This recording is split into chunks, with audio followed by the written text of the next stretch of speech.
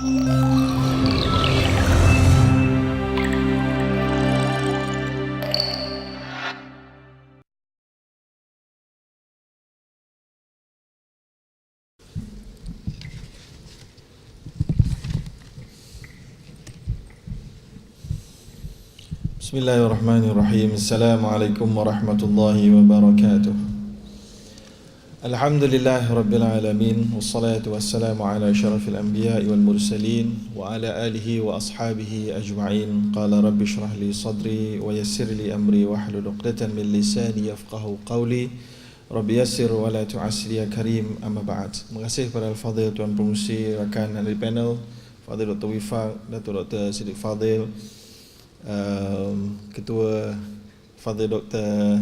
Ketua Hakim Syar'i Dr. Naim dan Datuk Dr. Nur Manuti, YB sekalian, dan seluruh para alim ulama, muslimin dan muslimat, para peserta yang dirahmati Allah sekalian.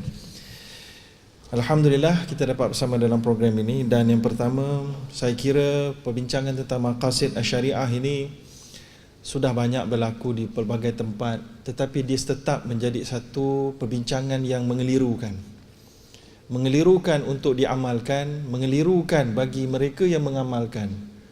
Satu sebabnya adalah kerana ulang kali ia akan mengulang-ulang persoalan daruriyat, hajiyat, tahsiniyat dan ad-daruriyatil khams.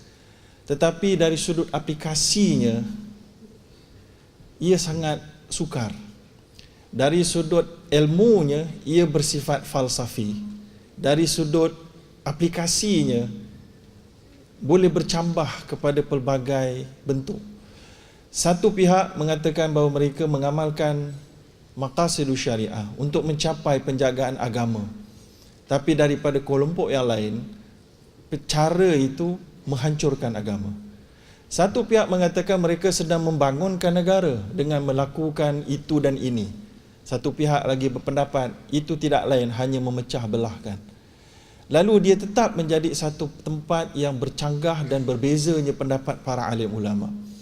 Atas asbab itu, kita berharap sebenarnya dalam program ini kita dapat lebih move forward untuk melihat contoh-contoh dan berbincang bagaimanakah kaedah sebenarnya untuk kita mengenal pasti maqasid itu benar-benar maqasid. Disebutkan bahawa maqasid itu bukan hanya terhad kepada maqasid ukhrawiyah ataupun maslahah ukhrawiyah, tetapi juga maslahah duniawiyah yang boleh juga menjadi salah satu objektif matlamat di dalam keputusan pembuat polisi, khususnya kerajaan ataupun institusi ataupun di peringkat individu sendiri.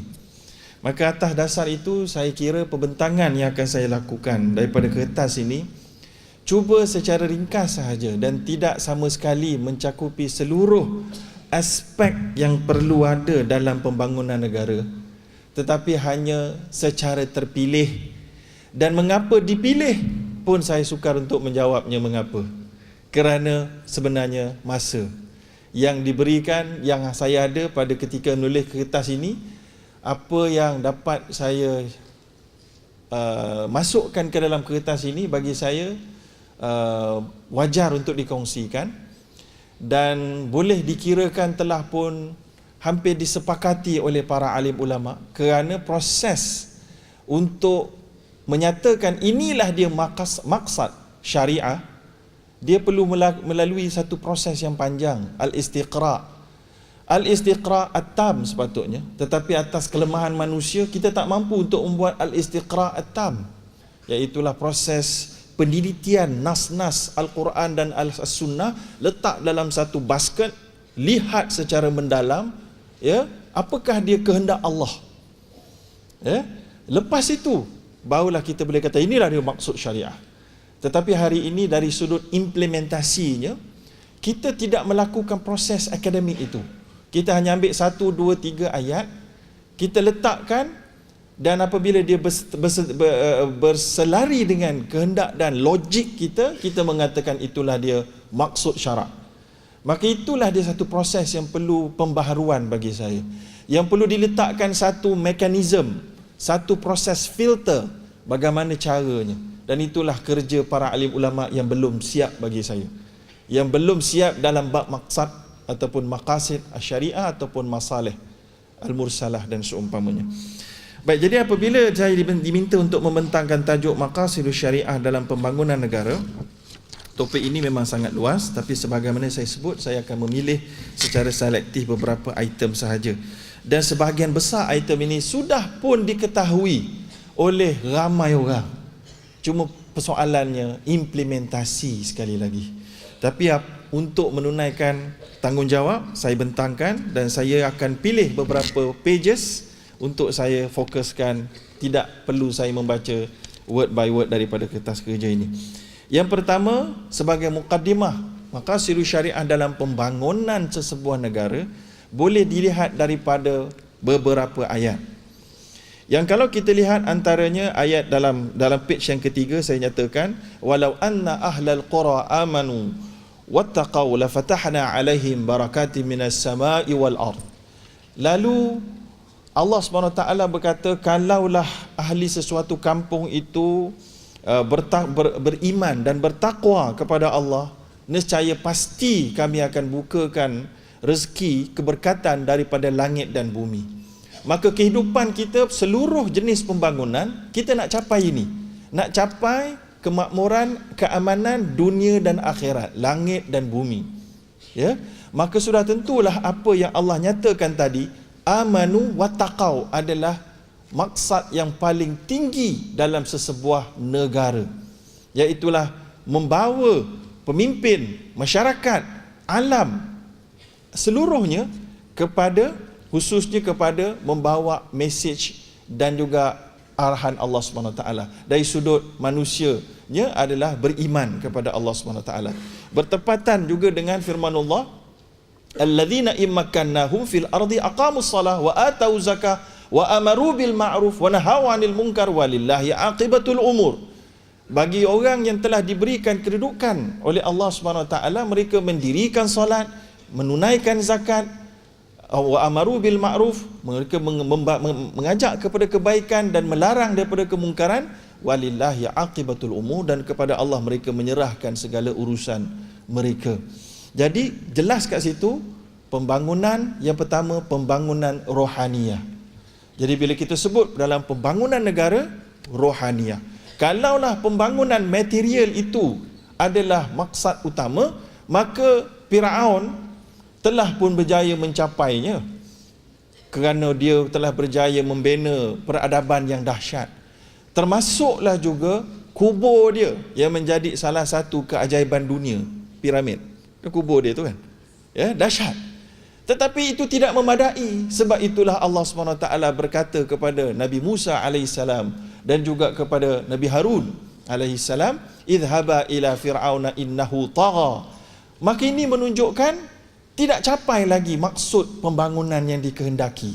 Maka kerana kehilangan identiti spiritual hubungan manusia dengan penciptanya. Maka atas dasar itu, pembangunan yang pertama, pembangunan spiritual. Pembangunan yang kedua, benar, pembangunan material.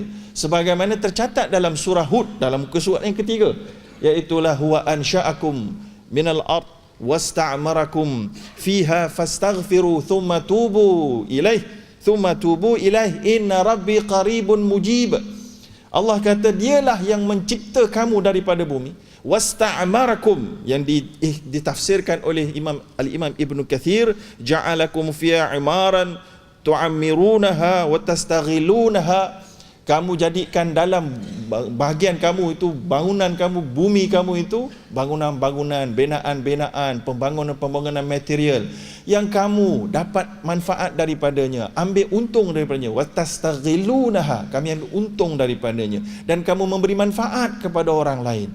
Jadi itu juga menjadi maksud. Banyak lagi ayat-ayat lain yang kalau kita nak istiqra', cuma saya beri contoh-contoh hasil daripada istiqra' yang telah dilakukan oleh para alim ulama silam dan semasa.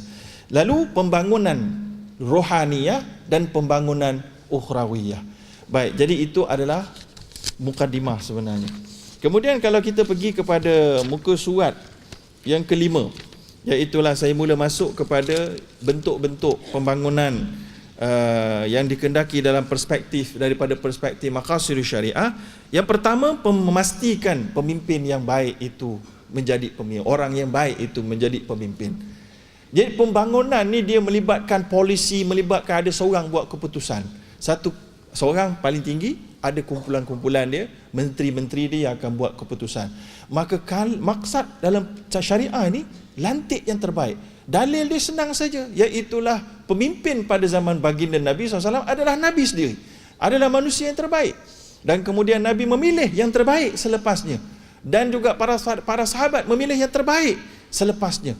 Lalu terbaik dari sudut inna khaira man istajartal qawiyul amin. Yang terbaik adalah yang paling kuat dan amanah, kedua-duanya. Ini semua dah tahu dah. Semua kita nak ulas sikit saja. Iaitulah kuat dan amanah, sebagaimana kisah asbabun nuzulnya, kisah Nabi Musa alaihissalam yang menolong dua orang wanita untuk ambil air. Ya, Nabi Musa dengan selambanya tolong angkat air yang 10 orang boleh kena angkat, dia angkat seorang-seorang, kuat tubuh dia. Dan bila mana dijemput oleh, dalam sebahagian disebut anak Nabi Shu'aib disebutkan, mengajak ke rumahnya, dua orang perempuan ni jalan kat depan, Nabi Musa jalan di belakang. Lalu kena tiup angin, air kena baju perempuan itu, maka terbentuk bentuk tubuh. Nabi Musa pun kata, kamu dua jalan kat belakang, beritahu aku lalu nak ikut jalan mana. Maka para ahli ulama menguras dalam kitab tafsir bahawa ini menunjukkan amanahnya Nabi Musa. Amanah dari sudut apa? Amanah dari sudut tahunya halal haram. Lalu itulah dia pemimpin yang menjadi maksud dalam syariah. Kena lantik orang begini adalah yang paling tinggi sekali. Kerana itulah dalam kitab-kitab silam, siasat syariah, Ibnu Khaldun punya kitab ke, Al-Mawardi Ahkam Sultaniyah ke, Abu Ya'la Al-Farra punya kitab ke, kebiasaannya kalau dia bincang tentang sifat khalifah, mesti dahsyatnya, tak tercapai di akal kita. Iaitulah mesti seorang mujtahid. Mau dia bengkok kita tuan-tuan. Nak jadi khalifah kena mujtahid. Betul. Sebab itulah maknanya, sebab nak seorang tu amanah dengan Allah, dan dia ada tambahan pula kuat dari sudut experience, pengaruh, sebagaimana An-nas taba'un li Quraisy dalam satu hadis yang sahih. Manusia sentiasa mengikut Quraisy. Sampaikan dalam satu hadis lagi disebutkan al-a'immatu min Quraisy. Pemimpin mesti daripada bangsa Quraisy. Sebab apa Quraisy? Quraisy para ulama kata bukan pegang literal, tapi pegang kepada matlamat dia. Matlamat syariah di sebalik Quraisy adalah pengaruhnya yang kuat. Dia cakap orang senang ikut. Maka pemimpin kalau dia cakap orang tak ikut, dia akan gagal dalam memimpin sesebuah negara. So dia mesti ada kualiti yang lebih daripada orang lain. Kalau dia tak ada kualiti yang lebih daripada orang lain, macam mana kita nak rasa seronok duduk bawah dia? So jadi itu adalah maksud syariah. Sampai Nabi pun sebut Quraisy tadi menjadi pada ketika itu paling berpengaruh, paling besar pengaruh dan paling berpendidikan. Tetapi tidaklah mesti pemimpin Malaysia daripada bangsa Quraisy. Tak jumpa kita, kan? Tak jumpa. Jadi ambil dia punya substance tu, maksud dia tu, ilahnya tadi, iaitulah pengaruh. Maka kan itulah kalau nak lihat daripada neraca demokrasi hari ini yang meletakkan majoriti memerintah, pro kontra ada, tapi yang pro-nya bertepatan dengan itu, yang pengaruh lagi besar. Tapi sistem kita ni dia pelik sikit, kan? Dia pelik sikit, dia kira berapa parlimen maka minta, tapi kalau kira undi popular kurang. Jadi dia dah bercanggah dengan maqasid syariah. Sebab undi popular dia kurang tapi dia memerintah, kan? Jadi bercanggah. Itu cara kita nak aplikasi maqasid. Bukan cakap falsafi itu, tuan. Itu cara dia. Jadi maqasidnya a'immatu min Quraisy. Tapi sekarang ni apa nama sistem tu? First post apa benda saya, postman apa tu kan, pejabat pos apa kan. So jadi first post. Jadi kita ikut kursi dewan, walaupun jumlah undi popular kurang, dia tetap akan kalau menang banyak kursi dia tetap akan menang, ya. Jadi itu akan menghasilkan ketidakstabilan di dalam sebuah negara. Jadi itu adalah sebenarnya masuklah pemimpin yang baiklah, ya. Baik, itu pemimpin baik itu dari sudut itu yang pertama. Yang kedua, kerana dia mesti dalam muka surat 6 mesti mengetahui hal ehwal hukum. Tadi kita nak beritahu, kalau tak ada Maka para alim ulama juga telah meletakkan, kalau tak semestinya dia itu amanah, tahajudnya tak tinggal, ilmu fiqahnya dahsyat, tapi ilmu pemerintahan dia hancur. Kalau gitu macam mana? Maka contohnya Ibn Taymiyah, seorang tokoh yang figura yang kontroversi, menulis tentang perkara ini. Beliau mengatakan kalau gitu kita dahulukan tokoh yang boleh memerintah tadi, amanah tu dia akan disupport oleh kumpulan syura dia ataupun kumpulan ulama yang akan menjadi hisbah atau akan menjadi check and balance-nya. Jadi akan ada collectivity. So jadi bukan lagi one man show, tapi jadi kolektif pemerintahan.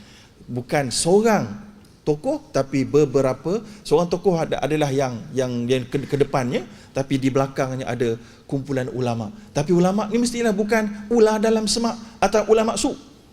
Bukanlah yang disebutkan oleh Sa'id bin Musayyib, iaitulah kalau kamu nampak seorang alim itu mendekati seorang pemerintah, ketahuilah fa innahu lis, ketahuilah dia itu pencuri. Tapi jangan pegang literally. Sa'id bin Musayyib sebut benda tu kerana nak menyebutkan bahawa kebanyakan kalau seorang alim ulama dah duduk di pintu seorang pemerintah, dia dengan mudah saja terkabur matanya dengan pangkat, wang dan seumpamanya. So kalau dia begitu, dia itu pencuri. Tak kita nak yang bukan begitu, yang boleh bersifat macam Imam Malik bin Anas, rapat dengan pemerintah pun datang pergi mengaji dengan dia, bukan dia pergi jumpa pemerintah. Dan kemudian pemerintah nak bodek dia ke nak letak dia punya kitab letak sebagai perlembagaan, dia tolak sebab dia tahu ada maksad syariah yang lebih penting, iaitulah menjaga akal, dan perbezaan pendapat itu masih ada. So jadi kita dapat lihat bagaimana integriti beliau. Yang seterusnya kita dah sebut tadi, kemampuan untuk mentadbir, kemampuan untuk mentadbir, sebagaimana tasarruf al-imam ala ra'iyah manutun bil maslahah. Dan pentingnya perkara ini sebab dalam Islam memang ada special provision untuk pemerintah. Disebutkan oleh Ibn Izzuddin Abdul Salam dan lain-lain bahawa special provision, contohnya kalau kita lihat dalam muka surat 8 saya disebutkan, imam itu kalaulah begini, dia dah ada special provision, kalau dia tu zalim, maka dalam Islam contohnya Khalifah Umar Al-Khattab, dia nak besarkan Masjid An-Nabawi. Bila nak besarkan, ada rumah sahabat-sahabat yang berada berdekatan. Maka beliau minta sahabat ni nak beli rumah ni sebab kita nak besarkan Masjid Nabawi. Tapi sahabat ni tak mau jual. Tak mau jual. Pujuk tak mau jual. Last kali sebagai pemerintah, kita ambil saja. Rampas tapi bayar pampasan harga pasaran.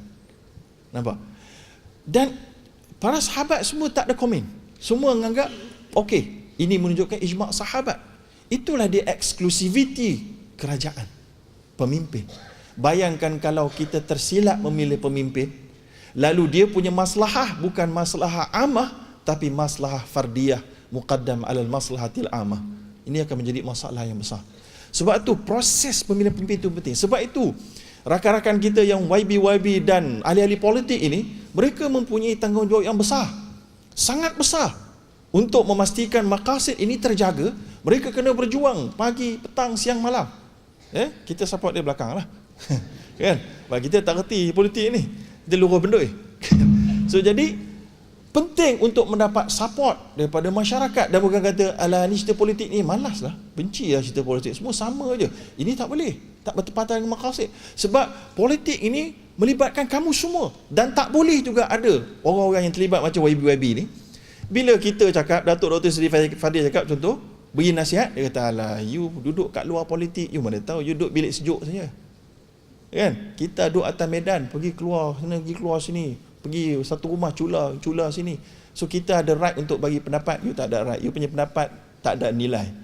Ini adalah beberapa ahli politik di Malaysia, termasuk di kalangan agamawan, berpandangan sebegitu.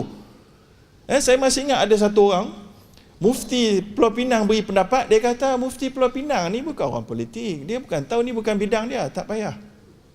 Dahsyat betul. Ini salah dari sudut syariah.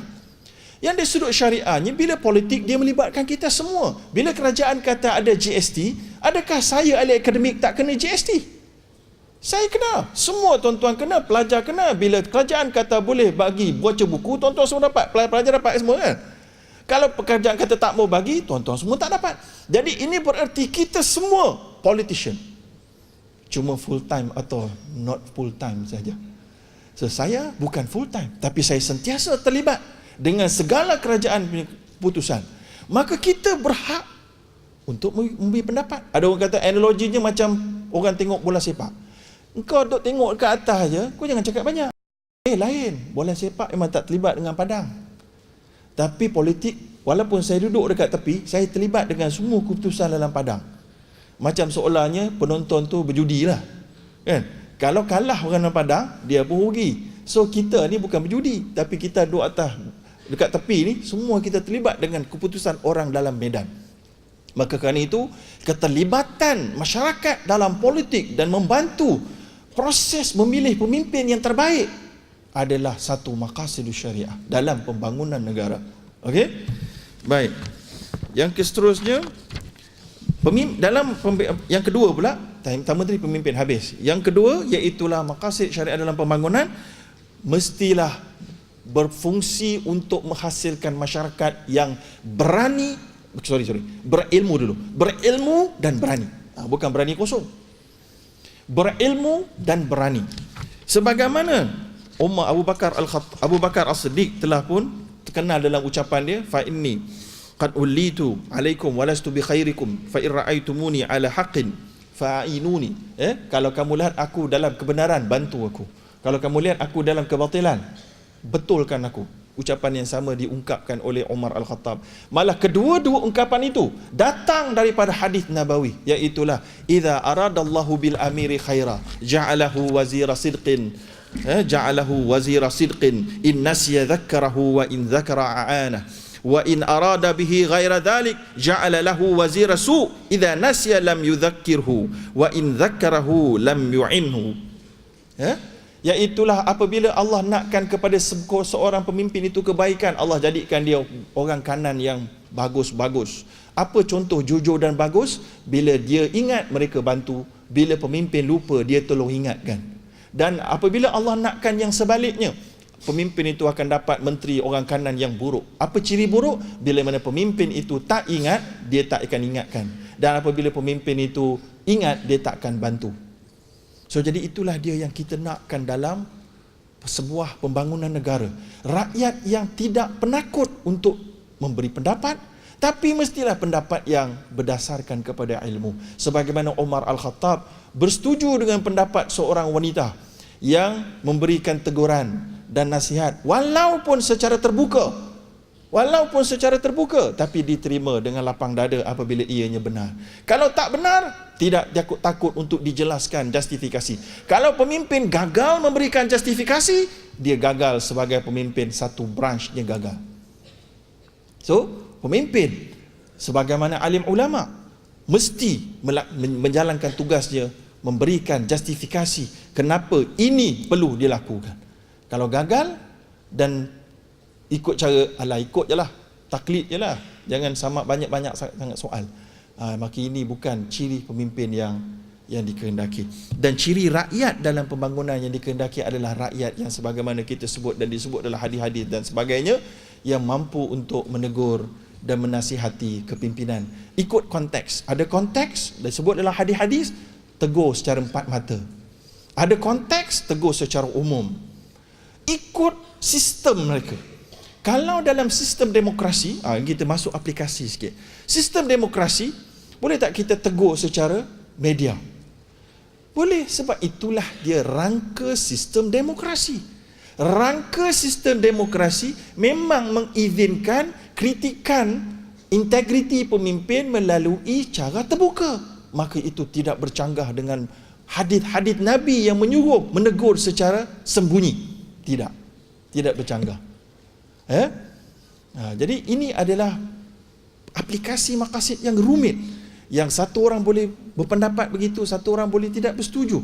Tapi ini yang kita nak ceritakan bab ijtihad yang luas dan bukan bersifat qat'i. Baik. Jadi yang ketiga, maqasid dalam pembangunan negara, membina ekonomi tanpa riba dan menjauhi elemen kezaliman dalam ekonomi. Ya. So, jadi sebuah pembangunan, kerajaan itu berjaya atau tidak, KPI dia kena cari elemen kezaliman dalam penghasilan harta, income government, income rakyat, income syarikat-syarikat dalam negara. Kalau banyak cara zalim, dia gagal mencapai KPI-nya. Sebagai contoh, tuan-tuan bayar bil air, tuan-tuan bayar bil api, kan?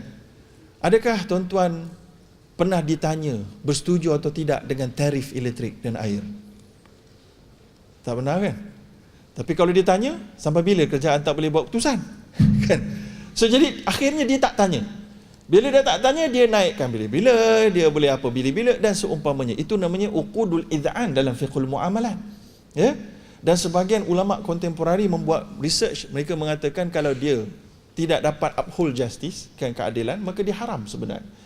Tapi hari ini bagaimana kerajaan boleh melihat perkara itu dengan teliti supaya maksad supaya tidak berlaku ketidakadilan itu berlaku. Contoh yang kedua. Ini tuan-tuan mesti tak tahunya, kebiasaannya.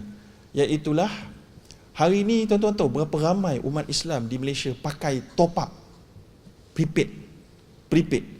Tuan-tuan tahu tak bagaimana sistem prepaid yang digunakan oleh syarikat telekomunikasi ini kebanyakannya menipu. Kebanyakannya. Dan kerajaan contohnya mempunyai undang-undang yang sangat longgar untuk memastikan ini tidak berlaku. Jadi itu satu kegagalan lah. Kalau maksud syariah sebab tak adil. Contoh begini, kalau dia sebut dalam dia punya iklan 12 minit sama dengan tuan-tuan bercakap 12 minit harga dia 10 sen. Jadi tuan-tuan cakap lah. Lepas tu dia kata kalau 12 minit 10 sen, tuan-tuan bagi 1 minit berapa sen? 2.5 sen. Murah tak?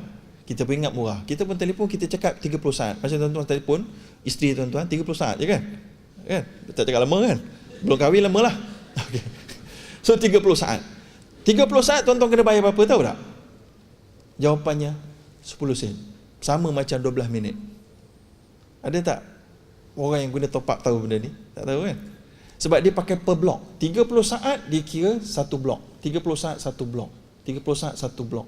Tapi kalau dalam sistem, saya tak mau sebut nama syarikat apa tadi, dia kira satu blok dia 12 minit. Tuan-tuan cakap 1 saat 10 sen. Tuan-tuan cakap 12 minit 10 sen. Itu baru satu syarikat telekomunikasi. Dan ia terlepas dan ia membuat untung yang sangat besar. Tapi tidak ada apa-apa pemantauan. So jadi ini adalah antara elemen kezaliman yang berlaku. Contohnya juga adalah dalam perbankan. Contohnya juga dalam pemberian kontrak dan seumpamanya. Kita kena cepatlah. Baik, yang seterusnya, yang keempat, kawalan pasaran. So sebuah negara dalam membangun, dia kena beri ruang kepada orang dalam negara membuat perniagaan. Kerana perniagaan itu bukan hanya untuk dapat untung, tapi memberi ruang satu orang yang ada kemampuan bantu orang yang memerlukan. So itu kepentingan dia. So saudara-saudari nakkan air, saya buat bisnes air. Tuan-tuan nak bisnes kertas, nak guna kertas, saya buat bisnes kertas. So itu kebaikan dia. So dalam pembangunan negara, kerajaan kena bagi ruang. Sebagaimana Khalifah Umar bin Abdul Aziz bagi ruang kepada peniaga sehingga kan sanggup government guna duit government buat sistem tali air percuma tanpa tol. Kalau dulu pemerintah sebelum Khalifah Umar bin Abdul Aziz semua kena tol. Bukan tol jalan raya je. Tol kalau kerajaan bina ini kena bayar. Tol gini kena bayar kalau nak guna. Yang ini tak. Sebab dia nak bagi ruang kepada peniaga membina perniagaan, membina kerja, ruang kerja, peluang kerjaya dan seterusnya boleh membayar zakat dan seterusnya boleh tersebar bisnes naik dan ekonomi naik dan juga terus capai maqasid ni sebut tadi, maqasid keluarga, nak bagi nafkah, maqasid perkahwinan sebab dah ada duit boleh kahwin dan boleh jaga anak dan isteri dengan baik. So semua itu adalah dalam maqasid juga. Kemudian satu lagi, jangan lupa dalam pembangunan ini Sebagaimana Khalifah Umar ada sebut, la yabi' fi suqina illa man qad tafaqahu fid din. Jangan masuk dalam pasar kami kecuali kamu sudah melengkapkan diri dengan ilmu halal haram. Sebagaimana Nabi kata, la ya'tiyanna 'alan nasi zamanun la yubalil mar'u min aina akhadhal mal amin halalin am min haram. Akan pasti datang satu zaman di akhir zaman, manusia mencari harta tanpa lagi memikirkan tentang halal haram. Maka pembinaan pembangunan mesti mengikut cara bina bisnes tapi kena tahu hukum. Maka Allah SWT pun sebut, rijalun la tulhihim tijaratun wala bai'un an dzikrillah. Kami nakkan lelaki dan wanita yang berusaha, yang berniaga, tidak perniagaan mereka merupakan mereka daripada mengingati Allah Subhanahu wa taala, artinya tidak lupa tanggungjawab kefarduan mereka. Kemudian yang seterusnya, nombor 5, memperkasakan agenda pendidikan untuk maksud syariah. Kena percuma, bukan hanya percuma yang penting, kualiti guru sangat penting. Kualiti guru, kita boleh lihat bagaimana negara barat agak kehadapan dalam bab ini, walaupun substance ataupun kandungan syllabus mereka mungkin boleh diperdebatkan, tapi bagaimana cara mereka beri, contohnya pendidikan awal anak-anak, mereka ada degree pendidikan awal kanak-kanak, bagaimana nak interaksi dengan kanak-kanak bukan secara peperiksaan tapi secara mengeluarkan potensi mereka, dan pelbagai lagi lah. Cuma kita nak sebut, memperkemaskan agenda pendidikan adalah satu maksud dalam pembangunan yang sangat besar juga. Yang keenam, iaitulah hisbah dalam pentadbiran negara. Kena ada hisbah, kena ada check and balance. Sama ada jawatan kuasa khas yang independen daripada kuasa eksekutif dan seumpamanya untuk melakukan hisbah bukan hanya kepada rakyat dan peniaga di kalangan rakyat, tetapi juga kepada pemerintah. Bagaimana cara mereka nak lakukan dan seumpamanya perlu dirangka sebaik mungkin. Kemudian, dan nak ambil masa, yang ketujuh, sudah tentulah keluhuran undang-undang dan kekuatan pelaksanaannya. Keluhuran undang-undang dan kekuatan pelaksanaan dia. Jadi kita ucap tahniah kepada Ketua Hakim Syar'i Selangor contohnya, yang telah berusaha untuk mempercepatkan proses-proses di Mahkamah Syariah yang selama ini sering dikedengaran lambat, bertangguh, orang nak cerai pun susah, nak kahwin pun susah. Maka akhirnya hari ini telah diperbentulkan ataupun dipemantapkan. Bukan hanya melibatkan undang-undang keluarga, tapi undang-undang yang menjamin keadilan dan seumpamanya. Jadi saya kata itu tak perlu hurai panjang, semua pun rasa amat jelas tentang perkara itu.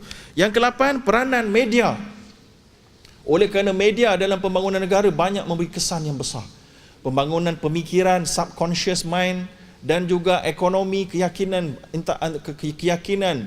pelabur antara bangsa, keyakinan dan kestabilan politik, maka media perlulah terarah dan diarahkan, bukan secara zalim tetapi secara logiknya. Dan masyarakat juga mempunyai peranan, bukan hanya government. Masyarakat hari ini pun sepatutnya lebih selektif dalam memilih media yang tidak dipercayainya, ataupun buat cross referencing, membuat semakan. Proses tabayun itu adalah amat penting. Dengan wujudnya media sosial yang begitu dahsyat hari ini, menyamai media masa biasa, bayangkan kalau di Facebook saja, contoh saya punya Facebook ada 1.3 juta followers. Kalau saya tulis satu status, baru-baru ni saya tulis satu status, dia punya reach dia 2.5 juta, lebih banyak daripada followers. Maknanya sama macam televisyen, sama macam Akademi Fantasia punya final. So jadi tuan-tuan, boleh saja satu Facebook yang tidak bernama boleh mempengaruhi orang.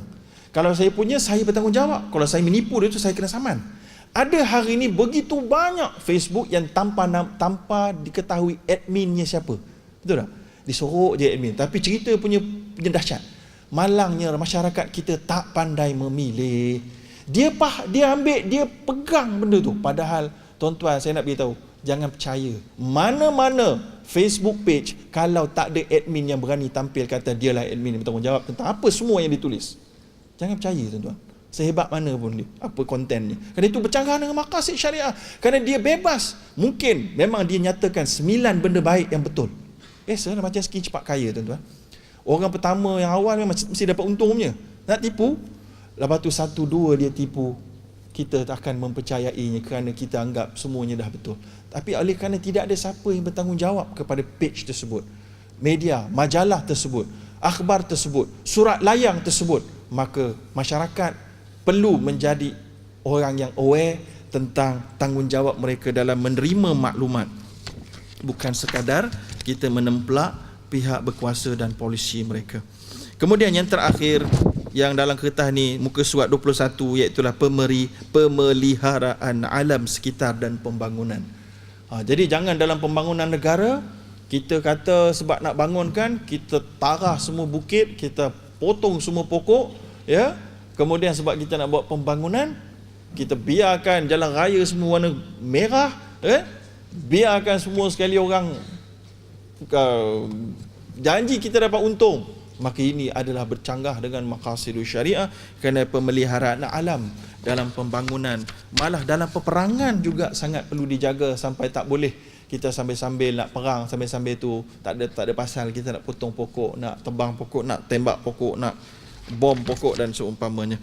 Jadi saya kira sekadar itu yang dapat saya sampaikan dalam pembentangan ringkas ini, semoga ada manfaatnya. Wallahu a'lam. Aqulu qawli hadza wa astaghfirullahal azim. Wassalamualaikum warahmatullahi wabarakatuh.